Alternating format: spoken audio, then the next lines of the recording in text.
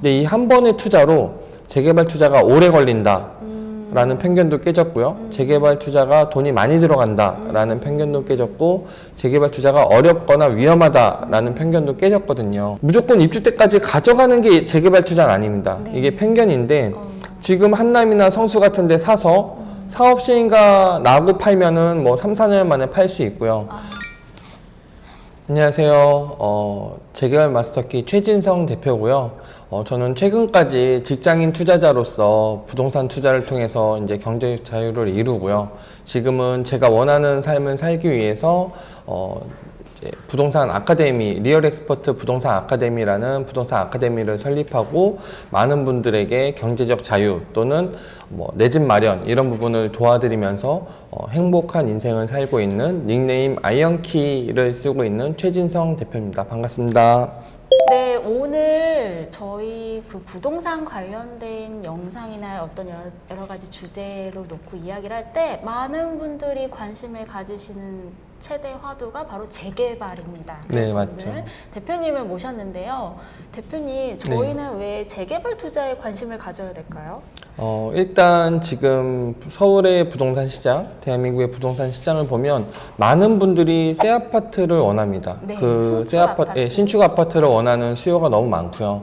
그리고 일단 사람이 살아가는 데 있어서 가장 중요한 게 의식주 중에서 저는 주라고 보거든요. 그렇죠. 네. 그래서 최근에 뭐 벼락거지라는 신조어가 생길 정도로 2017년부터 시작된 이런 대세 상승기에 편승을 하지 못한 분들이 나는 열심히 직장 다니고 네. 열심히 생활하고 있는데 집을 가진 자와 못 가진 자의 상대적인 자산 격차가 벌어짐으로 인해서 벼락거지라는 단어가 생길 정도로 그런 소외감도 느끼고 사회적인 문제가 됐었는데요. 그러다 보니까 내가 원하는 일을 하고 또 일반 직장 생활을 하면서 또는 자영업을 하면서 행복한 인생을 산다 하더라도 나의 집이 자체가 이제 우리가 살고 있는, 거주하고 있는 집의 기능뿐만 아니라 나의 자산을 높여줄 수 있는, 그렇죠. 자본소득을 창출할 수 있는 부분을 기능하지 않으면 상대적으로 이제 뒤처질 수 있거든요. 그래서 저는 재개발 투자를 통해서 네. 많은 사람들이 원하는 신축 아파트를 네. 가장 저렴한 금액에 살 수 있기 때문에 네. 대부분 재개발 투자를 공부하고 나면 사람들이 많이 생각이 바뀌시는 것 같아요. 저희 수강생분들도 내가 왜 이걸 진작 몰랐을까라는 생각 때문에 재개발 투자를 관심을 가져야 되고, 그럼으로써 내 집 마련이나 최종적으로는 경제적 자유까지 갈 수 있는 발판을 마련할 수 있다고 생각합니다. 재개발 투자의 매력은 사실 이제 어느 정도의 목돈 정도 되는 금액으로 네. 그 10배 이상의 어떤 자산 증식의 효과를 얻을 수 있다, 이런 점인데요. 네, 맞습니다. 그런데 사실 재개발 투자하면 어려울 것이다, 또는 네. 시간이 오래 걸릴 것이다, 투기에 가까울 것이다 하는 여러 가지 편견과 오해도 있잖아요. 맞습니다. 현장에서 오랫동안 재개발 투자 관련된 것들을 보시면서 네. 대표적으로 재개발에 대해 사람들이 잘못 알고 있는 인식이나 오해는 뭘까요?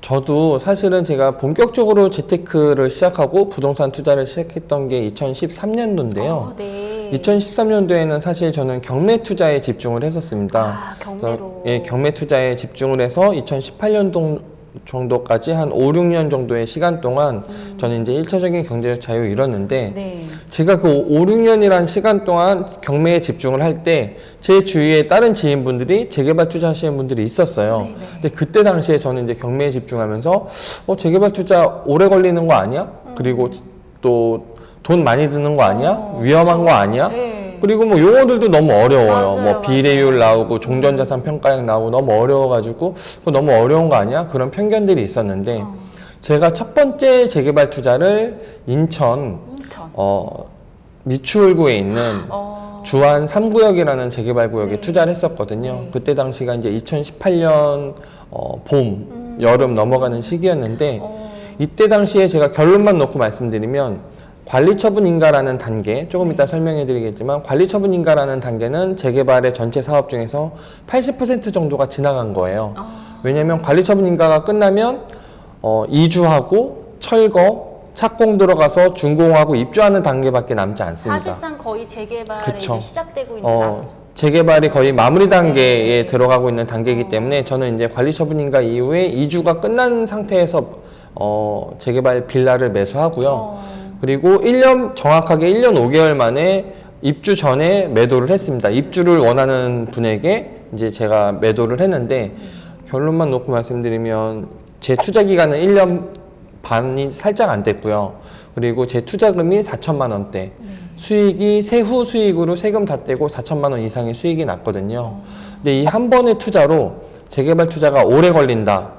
라는 편견도 깨졌고요. 재개발 투자가 돈이 많이 들어간다라는 편견도 깨졌고 재개발 투자가 어렵거나 위험하다라는 편견도 깨졌거든요. 그래서 여러분들한테 차근차근 하나하나 이 편견을 좀 설명해 드리고 싶습니다.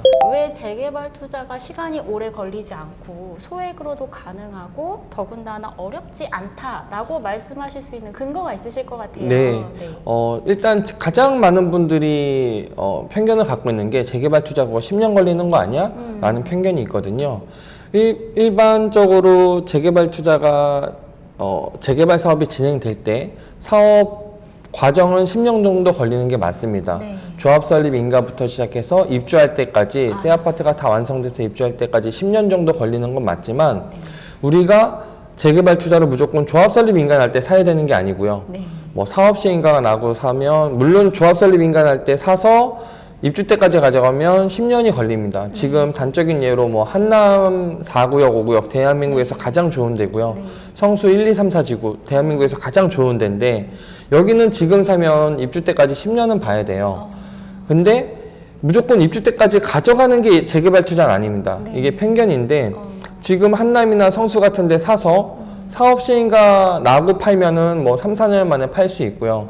그리고 관리처분인가가 나면 또 팔 수 없기 때문에 관리처분인가 나기 직전에 매도를 하면 한 6년 정도의 시간 동안에 수익을 보고 프리미엄은 계속 상승하니까 수익을 보고 빠져나올 수 있고요.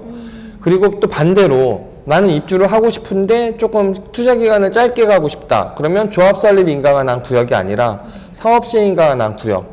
또는 관리처분 인가 나면서도 또 투자할 수 있는 구역이 있거든요. 네. 관리처분 인가 난 구역을 매수하면 그 입주 때까지 시기를 뭐 6년, 4년, 3년 당길 수 있고요. 극단적으로 지금 서울에서 제일 투자 가치가 높은 곳 중에 하나가 이제 흑석 뉴타운인데 네. 흑석동이라고 하면 이제 동작구에 소속하지만 강남에서 가장 핫한 반포에서 차로 5분 거리도 안 돼요. 네. 국립현충원만 넣으면 이제 흑석 뉴타운이 펼쳐지는데 흑석 3구역 같은 경우에는 지금 내년 2월 입주입니다. 그럼 지금 5월 달이기 때문에 네. 실질적으로 9개월, 뭐 8개월 후면은 입주인데 여기를 지금 당장 투자하시면 안전마진이 5억 원이 넘습니다. 그러니까 그러면 누구나 투자해야지라고 하지만 단 초기 투자금이 한 17억 정도가 들어간다는 게 있지만 어쨌든 17억 원을 투자해서 뭐 8, 9개월 만에 5억 원의 안전마진을 갖고 그리고 그 입주하고 나서도 신축발로 이제 신축 아파트는 계속 상승하기 때문에 그러니까 뭐 흑석 3구역 같은 데는 지금 투자 기간이 1년도 안 되는 거죠.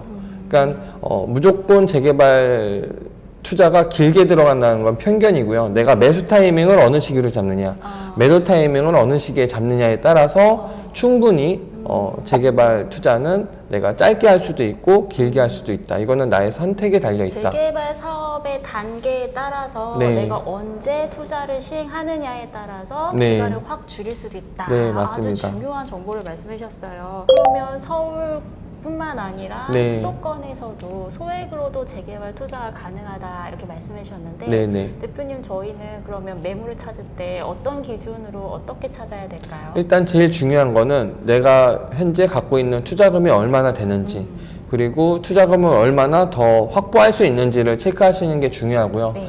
그 투자금에 맞춰서 예를 들어서 내가 3억 원이나 4억 원이 있다라고 하면 지금 현재 기준으로는 상계뉴타운이 가장 투자 가치가 높고요. 그렇군요. 네. 그리고 내가 1, 2억 원대다라고 하면 인천이나 파주, 남양주 이쪽에 관심을 가져보면 좋고요. 근데 또 이 영상을 보시는 분들 중에서도 내가 투자금이 조금 여유가 있거나 아니면 기존 주택을 팔면서 내가 거기서 판 돈으로 더 상급지를 새 아파트를 재개발 투자를 통해서 사고 싶은 수요도 있거든요. 이런 분들은 사실 투자금이 좀 여유가 있을 텐데 기존 주택을 팔면서 돈이 생길 거니까 자연스럽게 갈아타기 수요의 분들이 재개발 투자하면 이제 제일 좋은 게 지금 그런 분들이 내가 금액대가 6, 7억 원대다라고 하면 청량리나 뭐 이런 데도 지금 청량리에도 천지개벽할 곳이거든요. 지금 엄청나게 아파트들이 네, 지금 청량리역 바로 앞에 있는 스카이힐 65는 지금 제가 지난주에도 갔다 왔는데 60층 이상 다 올라갔고요. 내년 입주인데 지금 거기 스카이힐 65, 한양수자인 효성 해링턴이 다 65층 아파트, 40층 아파트, 49층 아파트가 3개 단지가 연결되어 있습니다. 이미 다 50층 이상, 60층 이상 올라갔고요. 사실 저희가 저 어렸을 때만 해도 대한민국에서 가장 높은 아파트가 63빌딩이었어요. 근데 지금은 강북에 있는 아파트가 65층으로 지어지고 있습니다. 맞아요. 예, 맞아요. 그러다 보니까 청량리는 그리고 지금 현재도 6개 노선을 이용할 수 있는데 맞아요. 4개 노선이 또 추가가 됩니다. 그러면 청량리역은 최종적으로 아파트가 입주하는 시기가 되면은 10개 노선을 이용할 수 있는 강북의 어떤 교통 허브 역할을 할 수 있고요. 그런 데를 지금 6, 7억 원대로 또 투자할 수 있는 재개발 구역들이 또 꽤 많이 있습니다. 네, 매물을 고르는 방법이 구체적으로 어떻게 될까요? 일단 투자금을 정해서 내 투자금에 맞는 지금 유망한 지역들, 제가 언급해드린 지역들을 좀 꼼꼼하게 지역 분석을 해보시면 좋을 것 같고요. 네. 근데 지역을 정하고 구역을 정하면 내가 얼마나 똘똘한 매물을 찾느냐가 이제 관건인데요. 네. 재개발 투자가 또 하나 좋은 게 뭐냐면 일단 재건축 투자는 아파트를 사서 아파트를 받는 겁니다. 네. 근데 재개발 투자는 아파트를 사도 되지만 빌라를 사도 되고요. 그리고 상가를 사도 되고요.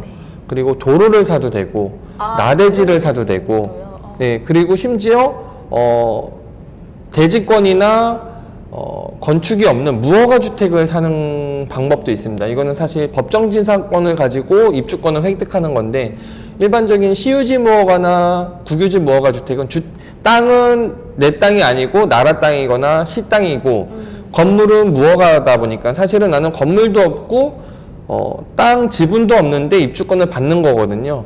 그게 바로 이제 법정지상권으로 받는 건데 상가나 무허가 주택, 도로 이런 매물을 사면 또 좋은 게 지금 1주택자들은 두 번째 주택을 살 때 취득세가 8.4%가 되고요. 2주택 이상이 되면 세 번째 주택을 살 때 취득세가 13%가 넘어갑니다. 지방세까지 합치면.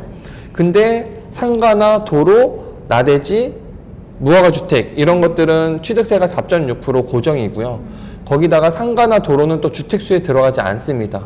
그래서 이 영상을 보는 분들 중에서 1주택자인데 내가 갈아타기 수요를 한다. 그리고 일시적 2주택을 이용하기 위해서 내가 주택을 살 수 없다. 또 무주택자인데 나는 청약 가점이 어느 정도 높아서 주택을 안 늘리면서 부동산 투자를 하고 싶다. 청약도 시도하면서 재개발 투자도 하고 싶다. 이런 분들은 상가나 도로를 사면 내가 취득세 중과나 어떤 양도세 중과 부분을 당하지 않고 그리고 기존 주택수에 영향을 받지 않으면서 투자를 할 수 있는 게 재개발 투자입니다. 이번에는 실제 재개발 투자 사례에 대해서 좀 들어봤으면 좋겠어요. 실제 재개발 투자 사례인데요. 아까 잠깐 언급했던 흑석동, 흑석 뉴타운, 뭐 반포 바로 옆에 있어서 여기를 이제 서반포라고 말씀하기도 하는데요. 지금 여기 화면 보시면 흑석의 지금 가장 대장주는 아크로 리버하임이라는 단지입니다.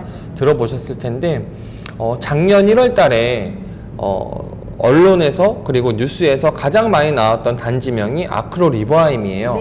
그때 당시에 왜 뉴스에 가장 많이 나왔을까요? 혹시 기자님 아세요? 그 아파트로 인해서 전체 다른 아파트들도 같이 가치가 상승해서 아닌가요? 네, 맞아요. 비슷한 내용인데 비강남권 8사 기준 최초 20억 돌파라는 기사 제목으로 가장 핫했던 단지예요. 그러니까 사실 여기는 강남 바로 옆이지만 동작구거든요.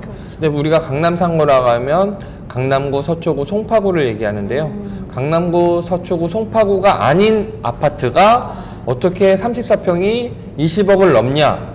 이거 버블이다 라고 해서 뉴스에 가장 많이 나왔던 단지가 이 아크로 리버하임입니다. 이 아크로 리버하임이 흑석 7구역이라는 재개발 구역이 재개발 사업을 통해서 새 아파트가 된 단지고요. 단지는 1000세대가 살짝 넘는데 지금 뭐 한강 조망이 나오고 네. 또 아크로 브랜드 DADNC라는 건설사에서 지금 프리미엄 브랜드로 하이 브랜드로 예, 내고 있는 하이엔드 브랜드인 아크로 리버 하임이라는 단지고요. 네. 우리나라에서 평당가가 가장 높은 아파트가 아크로 리버 파크예요. 네, 네. 반포에 있는. 여기는 뭐 3개월 전만 해도 8사 기준으로 실거래가를 46억 9천을 찍었고요.